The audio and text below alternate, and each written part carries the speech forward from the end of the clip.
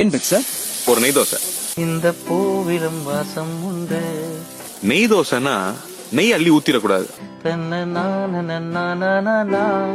தோசையை நல்லா முருகல ரோஸ்ட் ஆக்கி லைட்டா நெய் ஊத்துனா போதும். முக்கியமா தோசையை பரட்டி போட்டுறக்கூடாது. ஒன் சைடு தான் வேகணும். எந்த பூவிலும் வாசம் உண்டு, எந்த பாட்டிலும் ராகம் உண்டு, எந்த வாழ்விலும் அர்த்தம் உண்டு. புது உறவு, புது நினைவு.